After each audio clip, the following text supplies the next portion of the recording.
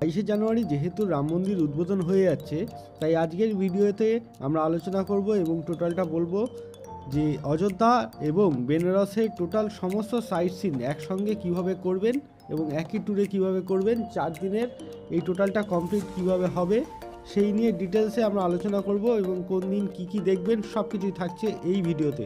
তাই সবটা দেখতে শেষ পর্যন্ত থাকুন আমাদের সঙ্গে। ভালো লাগলে অবশ্যই লাইক, কমেন্ট এবং শেয়ার করবেন আর সাবস্ক্রাইব করতে ভুলবেন না। এখন আমরা আছি কলকাতা স্টেশনে। কলকাতা স্টেশন থেকে আমরা এইবারে ট্রেন ধরছি বেনারস যাওয়ার জন্যে 222323 শব্দভেদী এক্সপ্রেস। এটা একটি উইকলি ট্রেন। প্রত্যেক বৃহস্পতিবার রাত 10:45-এ কলকাতা টার্মিনাস স্টেশন থেকে ছেড়ে পরের দিন সকাল 10:05-এ বারাণসী জংশন পৌঁছায়। বেনারস স্টেশনে পৌঁছে তারপর ওখান থেকে হোটেলে চলে যান এবং হোটেলে গিয়ে ব্যাগপত্র রেখে একটু ফ্রেশ হয়ে রেস্ট নিয়ে নিন।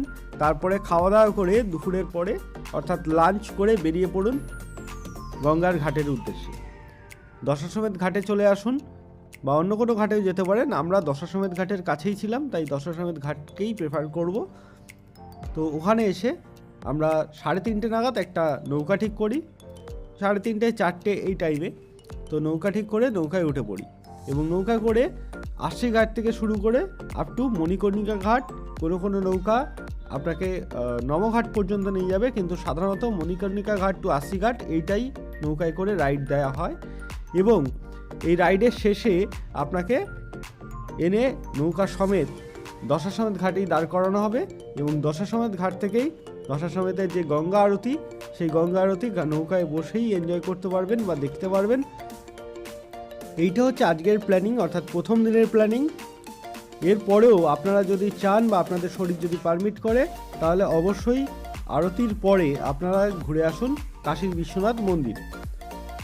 এই সময় মন্দির চত্বর বেশ ফাঁকা থাকে, সকালের তুলনায় ভিড় অনেক কম থাকে, তাই এই সময় গেলে আপনারা খুব সহজেই বাবার মাথায় জল ঢালতে পারবেন। আমাদের এইবারের গ্রুপ ট্যুরটার টোটাল সংখ্যা 22 জন হলেও লাস্ট মুমেন্টে 4 জন ক্যান্সেল করায় লাস্টে 18 জনের একটা গ্রুপ ট্যুর এই ট্যুরটা হয়েছে এবং তারই সবাই এখানে রয়েছেন। আপনারা যারা ওপারের চর ঘুরে দেখতে চান তারা অবশ্যই 3টের মধ্যে ঘাটে চলে আসবেন। বড় গ্রুপ হলে নৌকা রিজার্ভ করে নেবেন, অথবা ছোট গ্রুপ বা 2-4 জন হলে শেয়ার নৌকা পাওয়া যায়, সেই শেয়ার নৌকা ঠিক করে ওপারের চর থেকে ঘুরে আসতে পারেন। আর এটা দেখছেন শৃগালের দল, এটা শীতকালেই পাওয়া যায়। শীতের সময় গেলে গঙ্গায় শৃগাল দেখতে পাওয়া যায় এবং তাদেরকে খাবার দিলে খেয়েও যায়। আমরা ডিসেম্বরের লাস্টে গিয়েছিলাম, তাই প্রচুর ছিল। আমরা এখন ওই পারের প্রায় চরের কাছাকাছি চলেই এসেছি। বিশাল বড় লাল বালির চর, এখানে উঠেও চড়ার সুবিধা আছে। যদি নদীর দিকটা না দেখেন তাহলে সামনের দিকে দেখলে দেখুন একদম মরুভূমির মতো ফিলিংস পাবেন, কিন্তু খুব সুন্দর। আর যারা গঙ্গা স্নান করতে চান তারা অনেকেই এই পারে এসে চরে গঙ্গা স্নান করে নিচ্ছেন।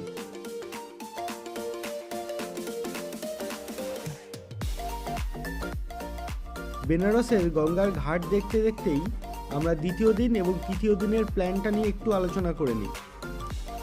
সব থেকে বেস্ট হবে আপনারা যদি দ্বিতীয় দিন অযোধ্যা ঘুরে আসেন এবং তৃতীয় দিন বেনারসের লোকাল সাইট সিন করেন, কারণ চতুর্থ দিন যাদের ট্রেন থাকবে বিকেল বা সন্ধ্যের পরে, তাদের কিন্তু সকালবেলা ভোর ভোর উঠে আর কি কাশী বিশ্বনাথ বা কাল ভৈরব মন্দির পুজো দেওয়া এবং অন্নপূর্ণা মন্দিরে পুজো দেওয়ার প্রোগ্রাম থাকতে পারে। তো সেক্ষেত্রে তৃতীয় দিন যদি আপনারা রাম মন্দির অর্থাৎ অযোধ্যা দেখতে যান তাহলে জার্নিটা কিন্তু হ্যাট্রিক হয়ে যাবে। তার কারণ অযোধ্যা বেনারস থেকে 220 কিলোমিটার অ্যাপ্রক্সিমেটলি, এবং অ্যাপ্রক্সিমেটলি 4.5 ঘন্টা মতো লাগে। তাই আমি রেকমেন্ড করব যে সেকেন্ড দিন আপনারা অযোধ্যা করে আসুন এবং থার্ড দিন বেনারসের লোকাল সাইট সিন করুন।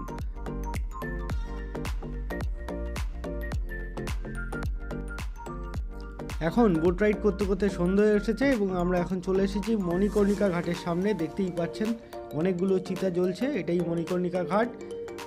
প্রায় 20-22টা চিতা জ্বলছে এবং কথিত আছে যে এই ঘাটে অর্থাৎ এই মণিকর্ণিকা ঘাটে কোনোদিন আগুন নেভে না, চিতার আগুন নেভে না, কোনো না কোনো চিতার আগুন জ্বলতেই থাকে।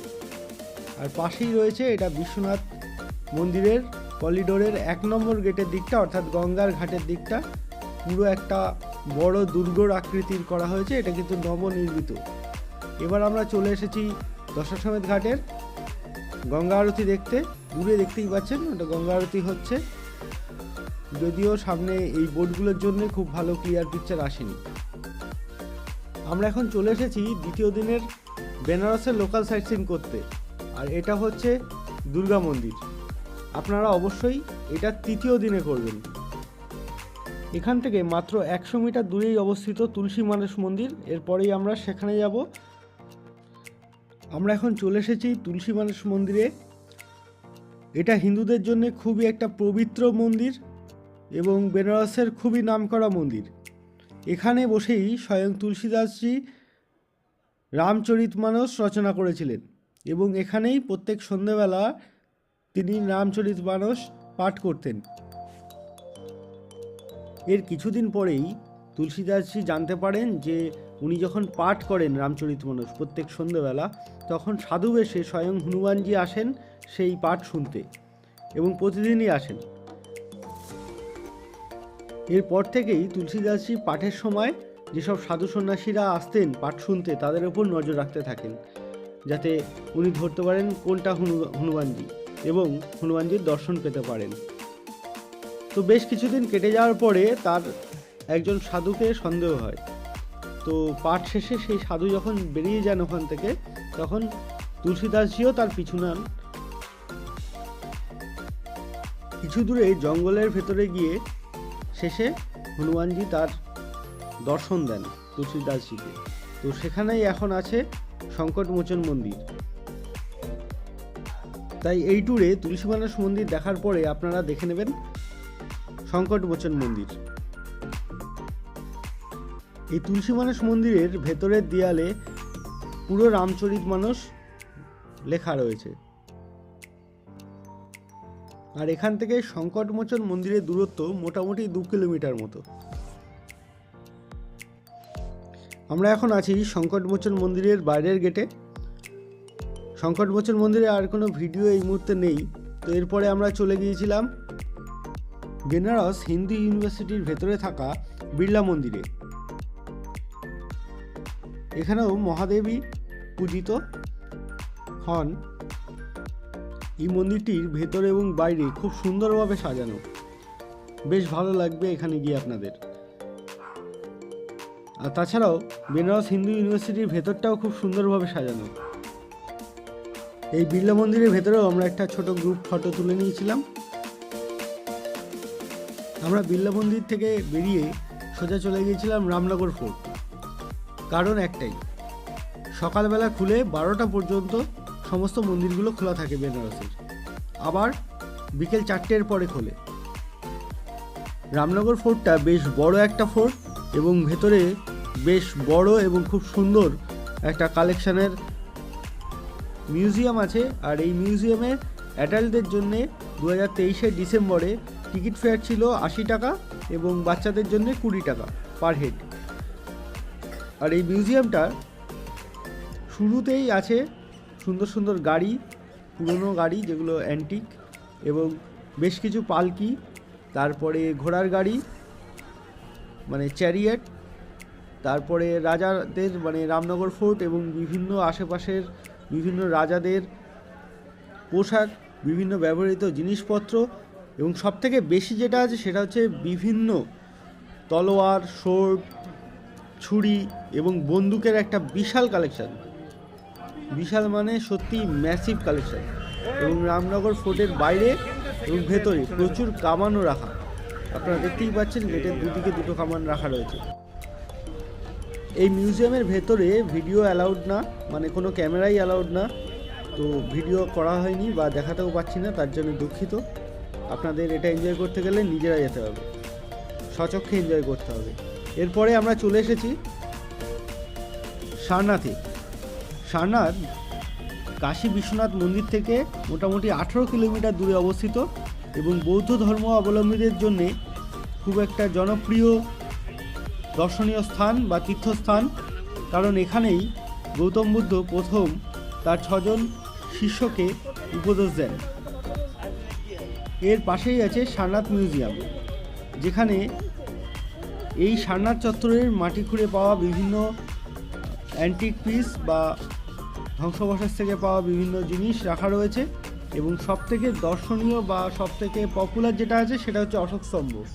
আর এই অশোক স্তম্ভটার রেপ্লিকা বাইরেও রাখা রয়েছে। এই অশোক স্তম্ভটাই হচ্ছে ভারতবর্ষের প্রথম অশোক স্তম্ভ, যেটা মাটির তলা থেকে পাওয়া গিয়েছিল। এটা দেখতে পাচ্ছেন সারনাথের থাই টেম্পল, যেটা থাইল্যান্ড সরকার থেকে তৈরি করা হয়েছে। এছাড়াও এর আশেপাশে একটা ডিয়ার পার্ক আছে, বৌদ্ধ পার্ক আছে, জাপানিজ টেম্পল এবং চাইনিজ টেম্পল আছে, সেগুলো দেখে নিতে পারেন। এরপরে আমরা চলে এসেছি কাশী বিশ্বনাথ করিডোরের 4 নম্বর গেটের সামনে। এর পরের দিন সকালে আমরা চলে এসেছি কাশী বিশ্বনাথ মন্দিরের পুজো দিতে। তো কাশী বিশ্বনাথ মন্দিরে এই দিন প্রচণ্ড লাইন পড়েছিল। 24শে ডিসেম্বর ছিল, তাই একটু লাইন ভিড় একটু বেশিই ছিল।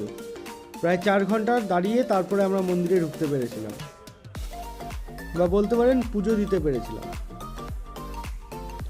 এখন আমরা কাশী বিশ্বনাথ করিডোরের একেবারে শেষ প্রান্তে, অর্থাৎ গঙ্গার পাশেই রয়েছি দাঁড়িয়ে। আর এই জায়গা দিয়ে, এই গেট দিয়ে সোজা আমি সিঁড়ি দিয়ে উঠে গেলেই আপনারা সামনে গেলে কাশী বিশ্বনাথ মন্দির দেখতে পাবেন, বা ওই মন্দিরে গিয়ে পুজো দিতে পারবেন।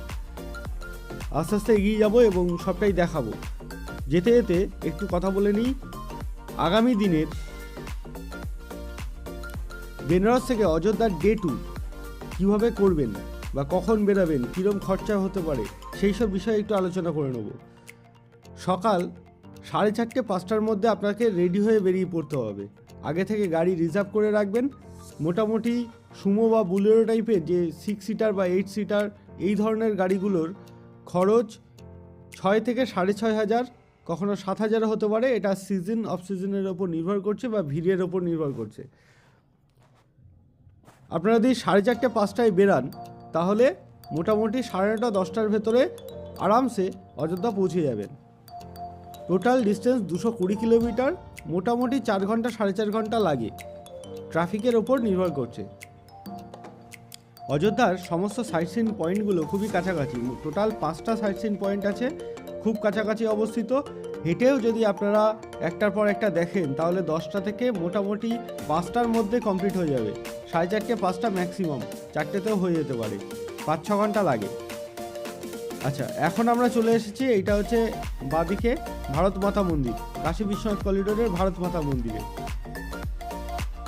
অযোধ্যার সমস্ত সাইট সিন যদি আপনারা 4টের ভেতরে কভার করতে পারেন, অর্থাৎ 6 ঘন্টার মধ্যে যদি কভার করতে পারেন, তাহলে 4:30 5টার মধ্যেই যদি গাড়ি নিয়ে আবার ফেরার জন্য যাত্রা শুরু করেন, সেক্ষেত্রে 9টা 9:30 ম্যাক্সিমাম 10টার ভেতরে আপনারা কিন্তু বেনারসে আবার পৌঁছে যাবেন। রাত্রিটা রেস্ট নিয়ে নেবেন হোটেলে। পরের দিন সকালবেলা কাশী বিশ্বনাথ মন্দির দেখে তারপরে বিকেলের টাইমে বা সন্ধ্যের দিকে আপনারা ট্রেনে করে আবার ফিরে আসতে পারবেন, বা ফ্লাইটে বা অন্য কোথাও যদি আপনাদের ট্যুর থাকে তাহলে সেইভাবে এগাতে পারবেন। কাশী বিশ্বনাথ করিডোরের মধ্যে দিয়ে হাঁটতে হাঁটতে আমরা চলে এসেছি একদম 1 নম্বর গেটের সামনে, মন্দিরের 1 নম্বর গেটের সামনে। আর ওই যে দূরে যেটা গোল্ডেন কালারের চূড়াটা দেখতে পাচ্ছেন, এটাই হচ্ছে অরিজিনাল কাশী বিশ্বনাথ মন্দির। এখানেই পুজো দিতে হয়। আর এই গেটের ওপারে আর ক্যামেরা নিয়ে বা ফোন নিয়ে যাওয়া অ্যালাউ না, তাই আমরা এখান থেকেই দেখালাম। আরও ভালোভাবে দেখতে হলে আসতে হবে আমাদের সঙ্গে নেক্সট ট্যুরে। অযোধ্যা পৌঁছেই সবাই যেটা করে, আপনারাও সেটাই করতে পারেন। প্রথমে সরয়ূ নদীতে স্নান করে নিন, তারপর হনুমানগড়িতে গিয়ে পুজো দিন, কারণ অযোধ্যায় হনুমানগড়িতে প্রথমে পুজো দিতে হয়। তারপরে রাম মন্দির চলে যান, নবনির্মিত রাম জন্মভূমি মন্দিরে গিয়ে পুজো দিয়ে সেখান থেকে বেরিয়ে কনক ভবন যেতে পারেন, যেটা রাম সীতার মহল বলা হয়। আর তারপরে দেখে নিন দশরথ মহল। এইগুলো একদম কাছাকাছি। যেহেতু রাম মন্দির সবেমাত্র উদ্বোধন হলো, সেহেতু এখন প্রচণ্ড ভিড় থাকবে, তাই আমি রেকমেন্ড করছি যে আগামী জুলাই আগস্টের পর থেকেই রাম মন্দির যাওয়ার প্ল্যান করুন। তাহলে ভালোভাবে শান্তিপূর্ণভাবে দেখতে পারবেন। আর যারা যেতে চান তারা অবশ্যই আমাদের স্ক্রিনে দেওয়া নাম্বারে যোগাযোগ করুন, আমরা গ্রুপ ট্যুর করাই। আমরা নেক্সট আগস্ট মাসে রাম মন্দির অর্থাৎ অযোধ্যা এবং বেনারস গ্রুপ ট্যুর করাবো। টিকিট বুকিংয়ের জন্য এখনই যোগাযোগ করুন।